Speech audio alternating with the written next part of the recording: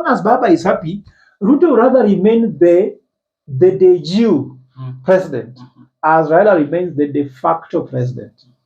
And that comes very soon now, without Labeni Moses Wetangula and Musalia Mudavadi.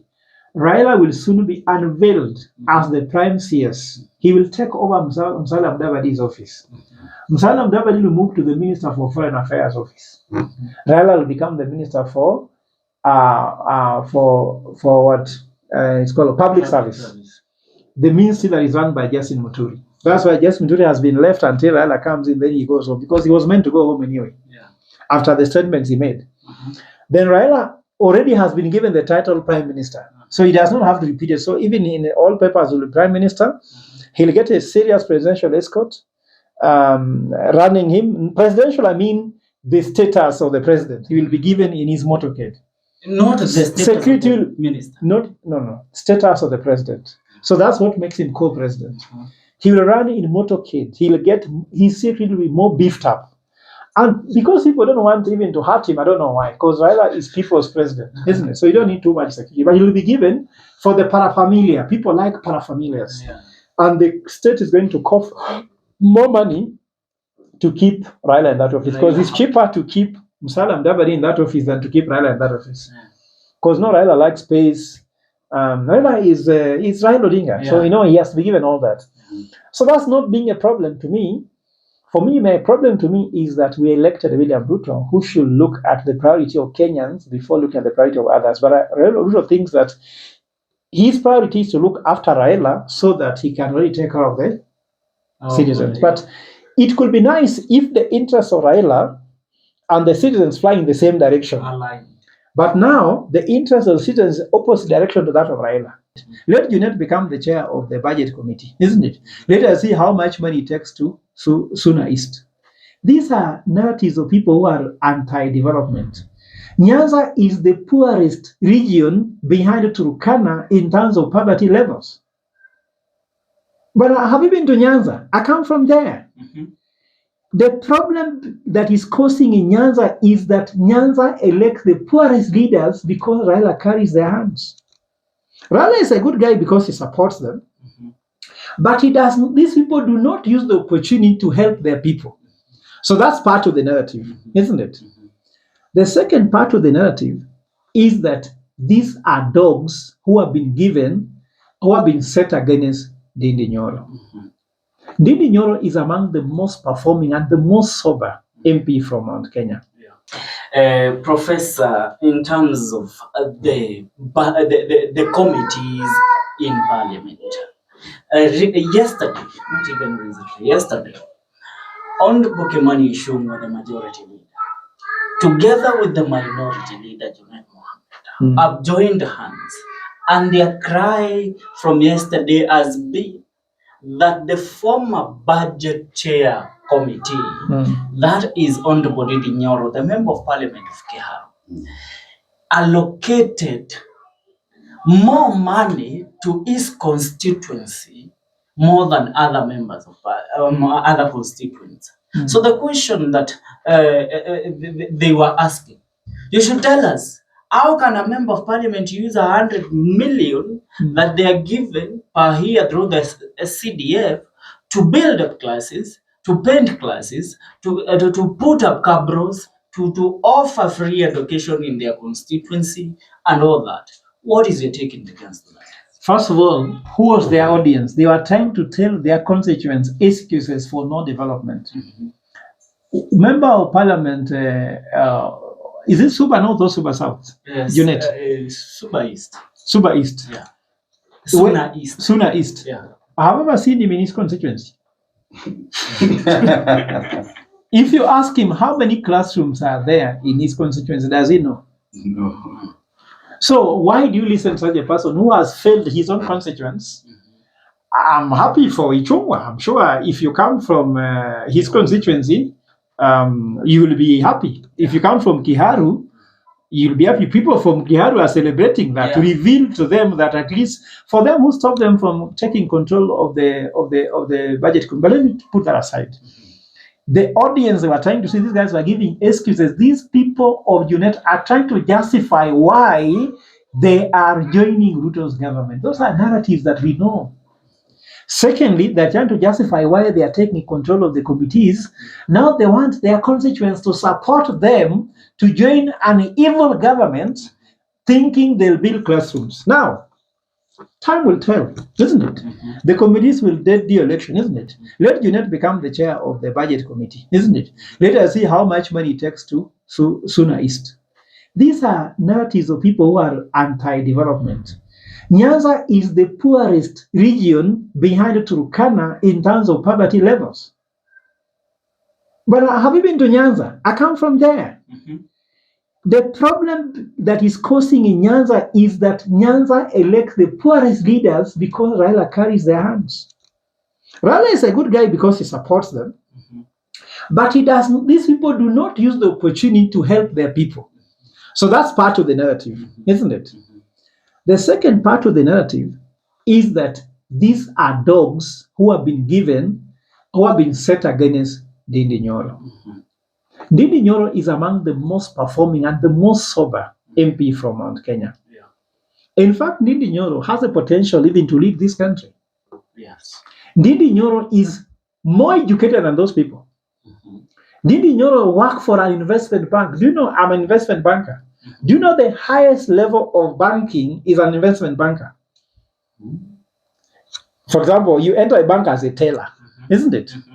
Then you can even go to trade financing, or you can even go to credit control, isn't it? Credit control is easy. Just knowing the interest rate, who is charged what, those are easy. But investment banker knows how to go to the capital market, get money, and invest this money somewhere and make money for the bank. Can you imagine how the economy is tough now? You know where to get money. You put an investment vehicle and make returns for those people and also for your bank. That's why Ndindi Nyoro is not in their level. In fact, for one reason why I want to applaud the president, for me, I'm objective every day. Putting Ndindi Nyoro as chair of budget, that was a brilliant thing. The only thing is that he didn't allow Ndindi Nyoro to use his intelligence to help the country, but Ndindi Nyoro is among the best. Gina Mbaru, who owned Diane Blair, had Ndindi Nyoro as a manager in Diane Blair.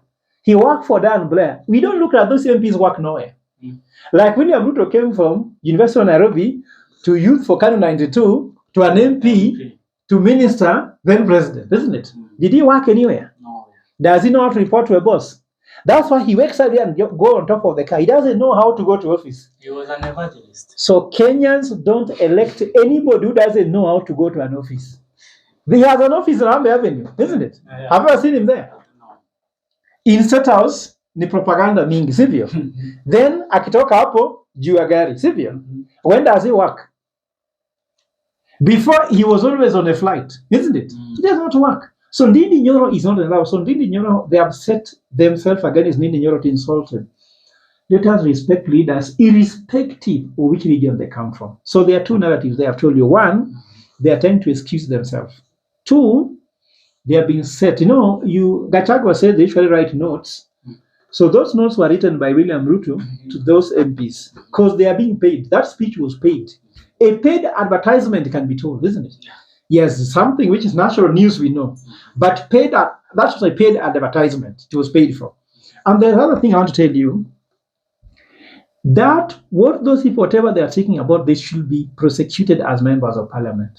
According to me, they broke the law. They are doing oversight. They knew that. If they knew Ndindi Nyoro was taking money to Kiharu constituency only, what did they do? They kept quiet. So that is violation of the people. I'm asking people sooner is to think twice about re-electing Junet Mohammed. I want you to elect a young person there who do not have those historical issues. That's what I'm asking Gen Z, young people. It's our moment. We are not going to be young forever. Don't be cheated. After 5 years, we exit. We are no longer youth. You understand? Yeah. Me, I'm not a youth. I'm youthful. We have agreed that millennials, Gen Xs, and the Gen Zs are the same generation, more or less, because we've gone through the same thing. The lost generation, that's up to them. But for me, I'm asking young people, come out in Suna East. I can spend my time to campaign for you, to take up that seat, because you cannot be telling people that money was being taken to Buhari and you are quiet. How easy is it for the chairman of budget, which means does parliament have procedures of passing budget that somebody can do what they want? As an economist, we say you quit on a process, you quit on results.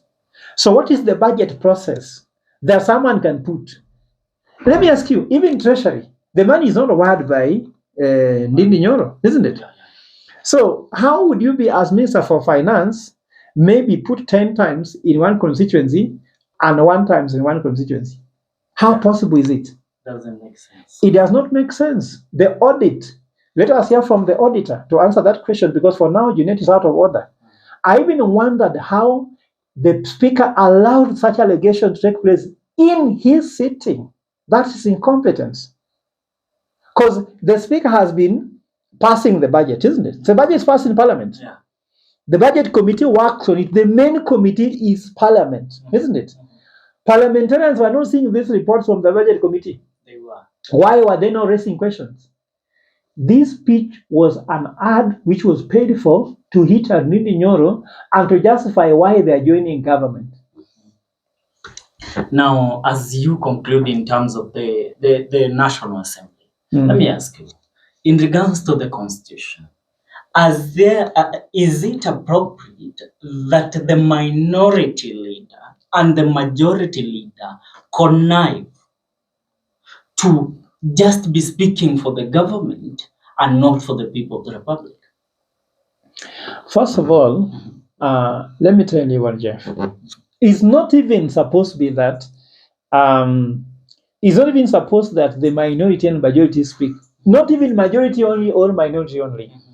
I've told you we have the current members of parliament who don't even understand the constitution of Kenya. They were elected on a wave, and they don't know their work. Because the 2010 constitution is very clear. The opposition is not a party. Opposition is parliament. Parliament in entirety is the opposition. You get my point? Yeah. Who is the leader of opposition? There is none. Why? Because parliament as a whole is opposition. The opposition. In the previous government, when we had the parliamentary system, that's when we had majority and minority, government side and opposition. And opposition side. Isn't it? Yeah. Leader or majority in parliament, there are terms being used just to show which party is leading, but they are not sides of the other. So both minority and majority should not speak for government. They should actually oversight the government. They have lost their oversight role. They are still operating on the pre-2010 constitution. That's why we want to replace this parliament with all that history. There's what we call legacy problems. You know, as an economist, I also know a bit of IT. I know you're better than me in IT because you're a Gen Z. There's what we call active knowledge forgetting. For you to do something well, you need to forget about what was there, isn't it? Yes. For example, if you had a wife or if you have a girlfriend, isn't it, who treated you very badly, isn't it? For you to enjoy the new girlfriend, you have to forget about that other one. Yeah. Can you imagine you're in bed with your wife and you're thinking about the other woman? Are you seeing how that works? So, this parliament cannot actively forget their past. Their past is haunting them. So, there's a devil in parliament which is haunting these people. That's why we went and destroyed the mace, isn't it? So, we're asking this. These people need to go home and we want fresh blood in parliament, fresh blood in the Senate, fresh blood in the county assembly, fresh blood in state house. And then those experiences they have, they should look to advise us. You get me? We as young people should take over the government. Then these people should advise us. Because at the moment we have 3 levels of government. Kuna serikali gushi, fake government. Because it is fake how? When majority and minority are in government, isn't it? Fake because we voted for 2 sides, Azimio and Kenya Kwanza.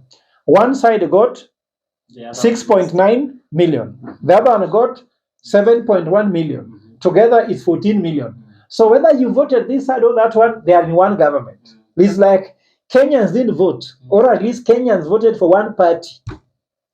That's a single party government, isn't it? And Kenya is a multi-party democracy. So we're actually having a single party democracy. So that the government is fake. We call it serikali gushi. Alafu tuna wale wengine wanasema wao ni bora serikali tumeunda, sivyo?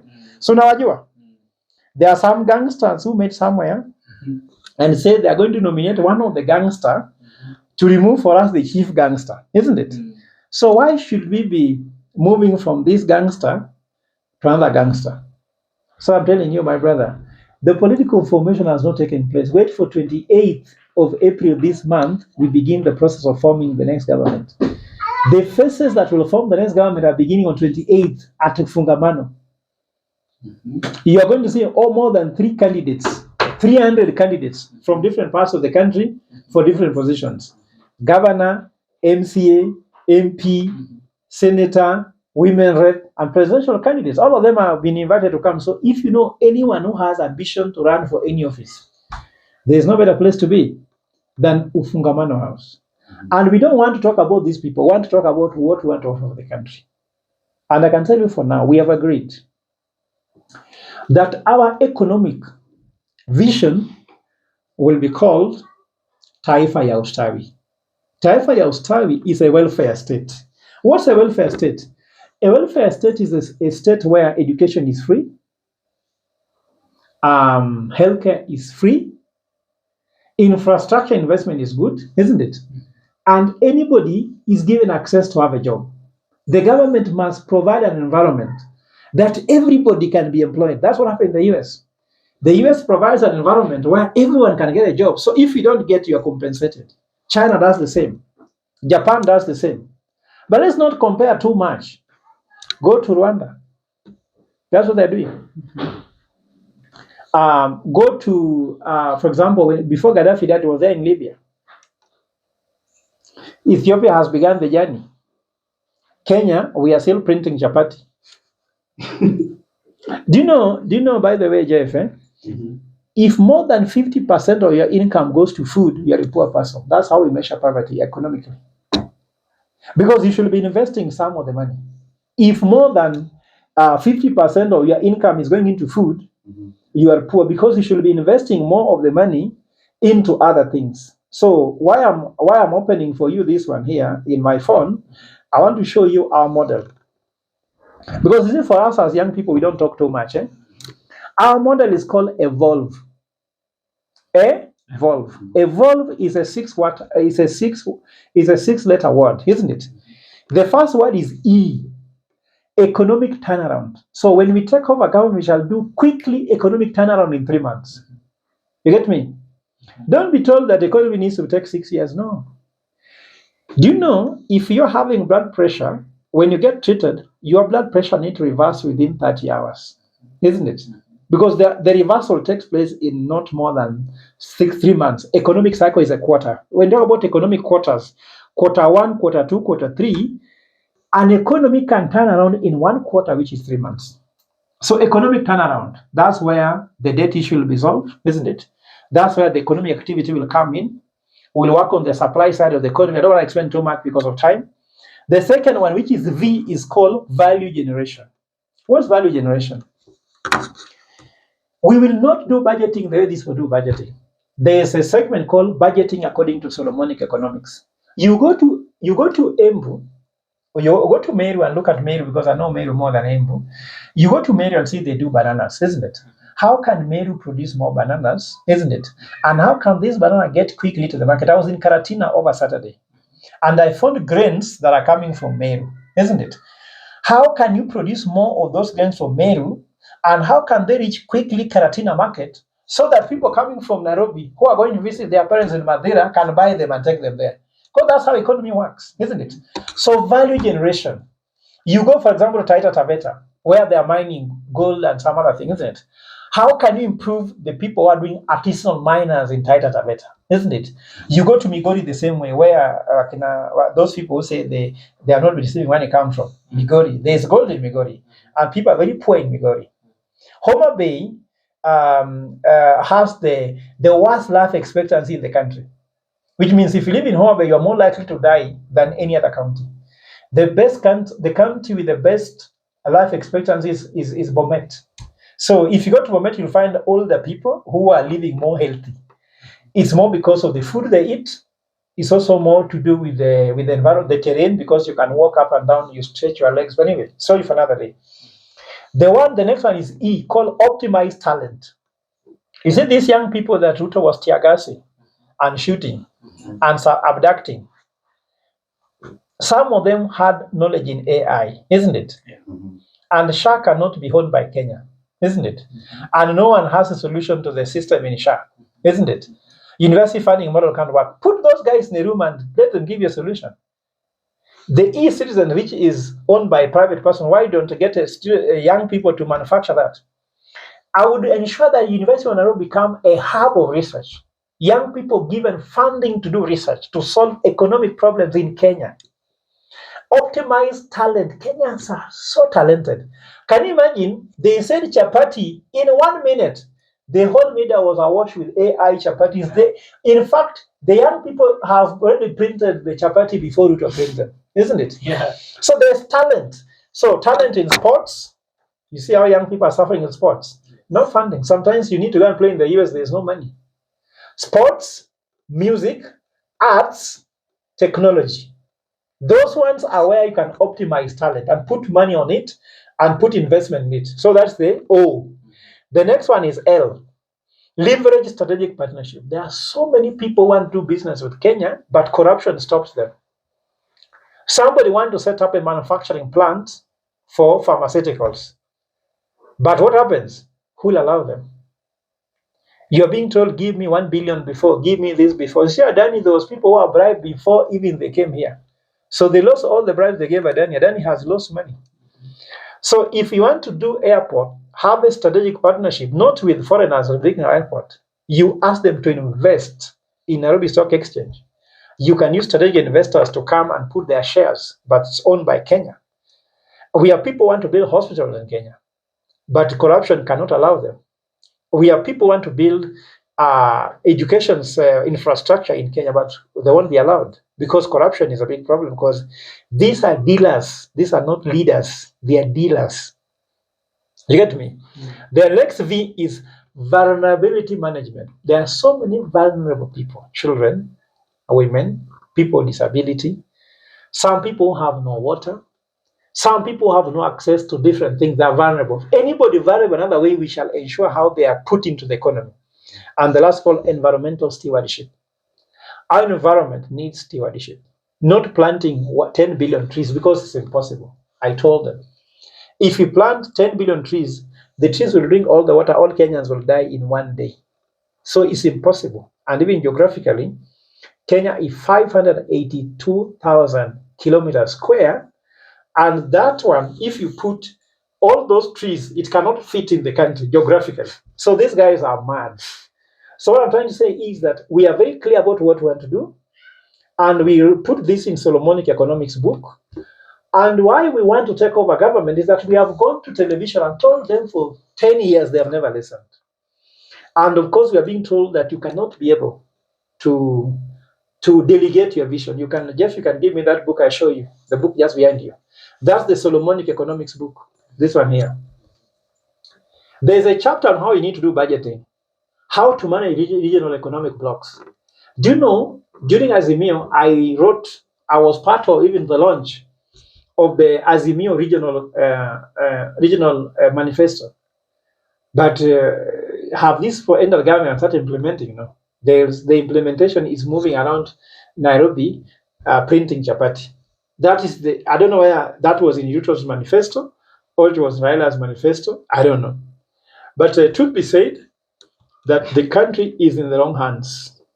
And not that we don't know. If they tell us we have no experience, we shall tell them our experience are the people. Because if I go to your mother in the village, your grandmother will tell me what they want, isn't it? Why should I consult these people who only know how to steal? The consultants in State House know how money can be swindled. They have no consultant who know economics. She said even D was there to run the economic council. Yeah. Then why did Ruto need experts from Azimio? Then he was there setting up Apero Limited to be the part of SHA, isn't it? Yeah. So who owns SHA?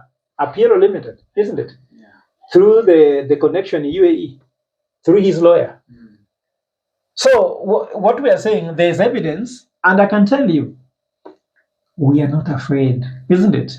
Even when you broadcast this one, don't be afraid. We died a long time ago. We're only waiting for them to give our death certificate, then you enter our grave. Because there's nothing we're scared about. And young people lost their fear a long time ago. The only thing we postponed, the part of going to the street.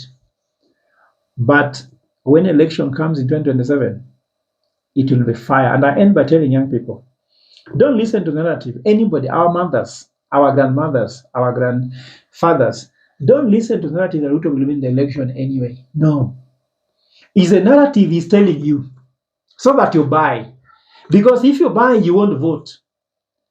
A low voter turnout is William Ruto's second term. A high voter turnout, Ruto is home. Period. Because let me tell you, my brother, 8 million Kenyans did not vote in the last election, isn't it? Yeah. Ruto can only get 5% of those people. Isn't it? So that's talk we have, isn't it? Out of the 7.1 million votes he got, he can only get maybe 15%, isn't it? Who will get those votes? Us, isn't it? Raila Odinga got 6.9, isn't it?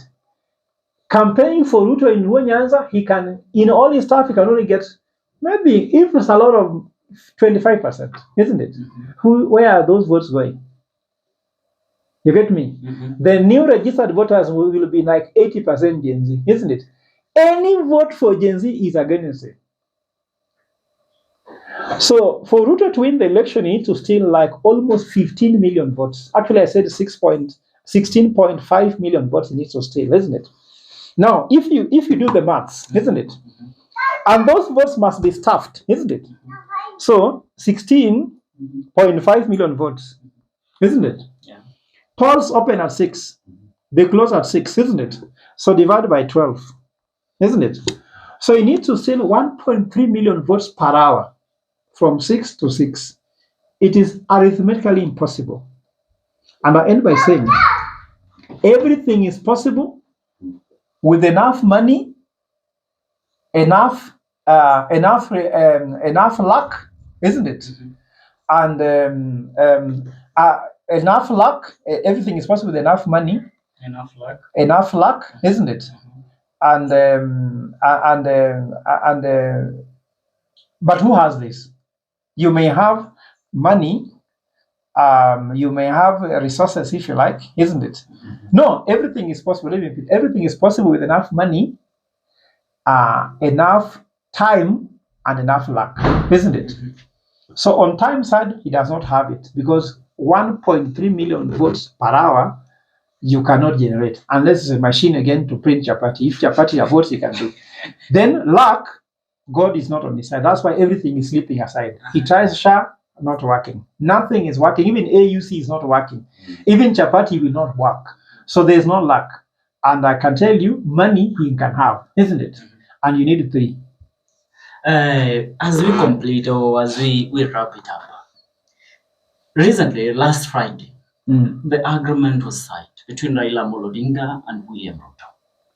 Now, the finalizing of the agreement, it is for Raila Odinga, as it was rumored, to be a co-president to William Ruto, and also for the opposition to be absorbed into what? Into Ruto's government. Now, Raila Odinga's first visit, 48 hours later after signing of the contract in Kisii, became chaotic. Raila Odinga was heckled for the first time in history. And then yesterday, Raila Odinga made a U-turn in his statement, saying that William Ruto came to me. He said that SHA isn't working. He said that housing tax levy is something that shouldn't be there for the people of the Republic of Kenya. So, what is your understanding in regards to this and the whole shenanigans that Raila Odinga is playing with William Ruto? Could Raila Odinga be the direct ticket for William Ruto home? And that being my first question. My second question is in regards to according to the Western Alliance, the Mulembe nations. We had Mudavadi and Moses Wetangula in Ruto's government. With the coming in of Raila Odinga in this government, where does these people lie? My third question and my to wrap it up is in regards to the politics of Nairobi County. Raila Odinga has recently been hand endorsing Governor Sakaja. There is Babu Owino. There is Sifuna. What is your take in regards to this? And why is Raila Odinga not following William Ruto in his current campaign around Nairobi, and they recently signed their deal? First of all, on the Raila Odinga trying to say these things, I think he has not said anything different. He's still saying that even if SHA is not working, this is not working, William Ruto is the one who came to him, isn't it? I'm sure when you go to heaven, isn't it, and you have committed fornication, can you say, it's not me who went to the girl, but the girl came to me? Either way is fornication, isn't it? Raila has slept with the devil, and he has laid his bed. He must sleep on it. You understand? He arrived from AU, landed in Nairobi from Addis Ababa, looked on the side and saw Kenyans hungry, no SHA, they are very sick, they are dusty, they are completely disillusioned, they are waiting for Raila to come to their side. And I look on this side and saw a red carpet, everything done, plane tickets, everything, trappings of power, and he chose this side. And we said the route to heaven is paved with to hell is paved with good intentions. So he took the route to hell with the red carpet, isn't it? I'm sure when you're going to heaven, my brother, you want to walk on the red carpet. Yes, and he chose the red carpet. He left us with our dust. And so be it. So for me, he had already taken the time. Hizo sasa ni kudanganya watu. Because also he went to Kisumu and started consulting elders. Luo elders were in Nairobi when he was consulting Luo elders in Kisumu. I was with them here in Nairobi. So it's neither here nor there. So for me, he has chosen to be on that side. And can we be having a co-president? Does Raila have power more than William Ruto right now? No, that's, we are going to go there.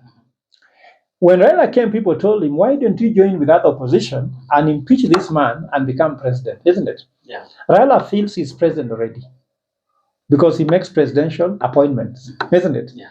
Like now, in the next thing I'm going to answer later, all these ministers will start reporting to Raila. Do you remember there's a time when Raila was in government and Anne Waiguru used to run to Raila to save her when she was a CS? So those times are coming.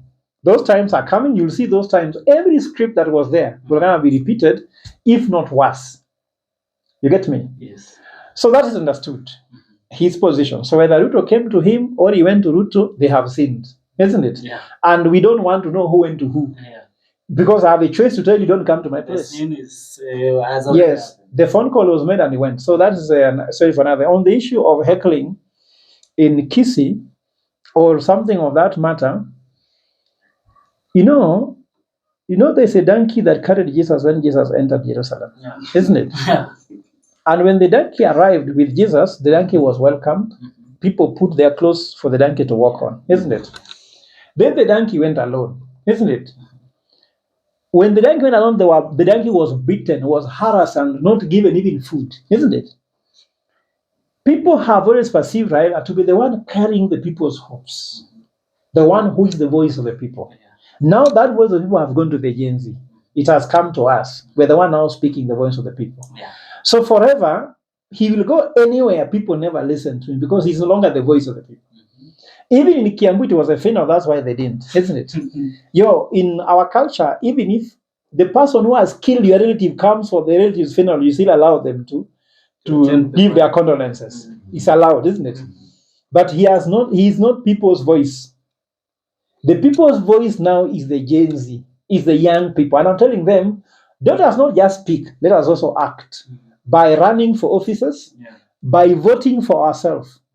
We are saying, vote for one of us, not one of them. Anybody with the old playbook, if you look about the Moi playbook, will never be elected. They should all go home.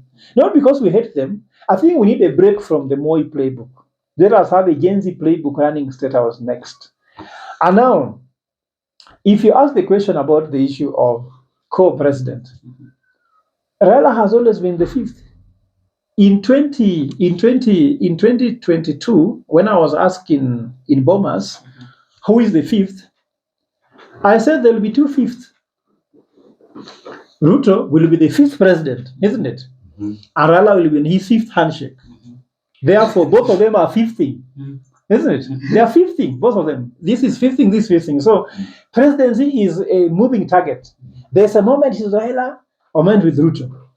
Like when Raila was in AU, it was completely with Ruto. Yeah. Immediately Raila lost AU, it came to Raila, isn't it? Yeah. So it's a moving target. And Ruto, so long as Baba is happy, Ruto rather remain the de jure president, as Raila remains the de facto president. And that comes very soon now, without Labeni Moses Wetangula and Musalia Mudavadi. Raila will soon be unveiled as the prime CS. He will take over Musalia Mudavadi's office. Musalia Mudavadi will move to the Minister for Foreign Affairs office. Raila will become the Minister for what it's called public service. The ministry that is run by Justin Muturi. That's why Justin Muturi has been left until Raila comes in, then he goes home, because he was meant to go home anyway. Yeah. After the statements he made. Then Raila already has been given the title Prime Minister. So he does not have to repeat it. So even in all papers will be Prime Minister, he'll get a serious presidential escort running him. Presidential, I mean the status of the president. He will be given in his motorcade. Not the status Security of the minister. No. Status of the president. So that's what makes him co-president. He will run in motorcade. His security will be more beefed up. And because people don't want even to hurt him, I don't know why, because Raila is people's president, isn't it? So you don't need too much security. But he will be given for the paraphernalia. People like paraphernalias. Yeah. And the state is going to cough more money to keep Raila in that office, because it's cheaper to keep Musalia Mudavadi in that office than to keep Raila in that office. Because no, Raila likes space. Raila is Raila Odinga. Yeah. So, he has to be given all that. So that's not being a problem to me. For me, my problem to me is that we elected William Ruto, who should look at the priority of Kenyans before looking at the priority of others. But Ruto thinks that his priority is to look after Raila so that he can really take care of the citizens. Yeah. But it could be nice if the interests of Raila and the citizens fly in the same direction. But now, the interest of the citizens is opposite direction to that of Raila. And therefore, this is a wrong calculation. And it's going to be doomed to fail. So what I can tell William Ruto, just wait for a moment. What if Raila joins you as the Gen Z a few months to 2027? As advisors, because for us very soon, the vehicle will leave the station. The train will leave the station. We'll have a captain. What we have agreed is that we don't just want to replace William Ruto. We want to bring in a better leader. And that better leader will be taken by the people. In fact, we have agreed there's nothing like boardroom consultation. We'll do our primaries and produce a candidate from the people who will take over these people. Now we have almost 8 people who want to run for president. And they are all going to agree. Because I've told you there are 2 kikundi tatu. Serikali gushi, hiyo ya kina William, sivyo? Bora serikali unawajua, sivyo? Alafu sisi tunasema serikali bora. Serikali bora ambayo italeta uongozi mbadala, sivyo? Yeah. Uongozi mbadala, serikali mbadala, maisha iwe mbadala, afya mbadala, uchumi mbadala, elimu mbadala, inchi mbadala, maisha mbadala, raha mbadala. Sisi ni mbadala tu. Ukisema tu mbadala, hiyo ndio serikali yetu. Kwa tushangalia jamaa kuanzia mwanzo mpaka leo, we want to show them that we love this country. William Ruto told us that we were unpatriotic tukimwambia awache mambo ya airport, sivyo? We want to rule this country to prove to him sisi ndio wazalendo, sio yeye. We are the patriots of this country. Our generation is only selfless. In fact, no one is fighting for that position. It will be given to somebody. Anyone who gets it through the right means, we shall support that person to the last minute. And it doesn't have to be me. It doesn't have to be like Okia. This thing has invited myself. Okia is invited. Maraga is invited. Paul Kigame is invited. Joe Mugacha is invited. Anybody who has interest, no matter how young you are, don't look down upon yourself. Just come, because you never know. David was picked as the least among the many, and he led Israel. So, for us, we just know that so long as when you for us, we are just saying the coalition of the principles. Principle, I mean that, not principle. Coalition based on principle, not coalition based on convenience. Ya serikali gushi ni convenience, sivyo? Si convenience. Hiyo ingine ya bora serikali sio ni convenience, sivyo? Na hii yetu ni principle. Integrity will never ever be negotiated. In fact, I even like what we are saying. We are not going to tell you, oh, EACC. We are going to call things by name. If you stole public money, hatutasema corruption, tunasema theft. You know, when you call theft corruption, you sanitize it. You sugarcoat it. If you steal public money, it is theft. There's what you call disconscientizing yourself. You kill your conscience so that you do the right thing. For example, when I was in high school, in St. Mary's, the people used to steal tea in the dining hall. So they call it, I was raiding tea, not stealing. You are stealing tea, my brother. Hata leo ndio taongea na my brothers Masai people, sivyo? Masai wanaiba ng'ombe alafu nasema it is cattle rustling. No, it is stealing cattle. Because when you call it cattle rustling, it is not a sin, sivyo? Yeah, let's call it theft. You stolen public money, you should be arrested and charged in court by OCS. Do you know what is happening? Somebody stole a chicken. Have you ever seen the EACC investigating someone who stolen a chicken? No. No. But when someone has stolen billions of shillings, they are taken through EACC. Kwani hiyo ni special court ya nani? EACC should be disbanded and that budget reversed so that people can be prosecuted. Secondly, there's an article we want to kill in the Constitution, whereby Constitution says that so long as you have not exhausted all possible avenues of defending yourself in court, you can still run for office even if you're a thief. No. You are a thief, man, go. Like now, even you hear some people who are impeached, they can wait and run after 10 years, isn't it? Kwani sasa, if it is true that they were thieves, isn't it? 10 years is for what? Wamechomwa na moto ya binguni mpaka ikaisha. Wizi ikaisha. Let us call things by name. Integrity is the biggest challenge Kenyans need. Integral leader. You just need to have the right person in State House and all Kenyans' right will be delivered. Thank you. Can you wrap up for us about the politics of Nairobi? Now, the politics of Nairobi, first of all, which kind of governor does Nairobi want? Nairobi does not want a good politician. Unfortunately for Nairobi, they have never had a governor. Kidero was more of a medical guy who came in and did business in Nairobi and left, isn't it? Sonko just thrived on popularity of trying to criticize what? Sonko had no any idea of management, isn't it? Nairobi has never got a better governor than even some other counties. Can you imagine Kangata of Murang'a? Murang'a is a small county. Is getting a better governor than Nairobi. Nairobians. So Nairobi should change from Nairobians, not from the governor. Because Jim Nambaru presented himself, isn't it? Wakasema hajui siasa. Sasa kujua siasa ndio nini? People need to understand that the governor position is an executive role. It's not a political role. When you are running on top of vehicles with William Ruto that you are doing chapati, that person should never see. So Sakaja should not be. I don't support Sakaja. People have talked highly about Tim Wanyonyi, isn't it? Yeah. Babu Owino, I don't know his case because that is a different case because Babu Owino has been an MP. It's difficult to measure him in Nairobi as a governor. Also, Tim Wanyonyi has been an MP. Tim Wanyonyi has been a businessman. Tim Wanyonyi has been in office. He knows how to execute things, isn't it? Where did Babu Owino work after university? He went direct to parliament. So what extent does he have to do executive role? So I'm sure, I'm not saying he has to have, isn't it? But these are questions. Me, I'm not saying who is bad, because also as a leader, it's not good to dismiss people.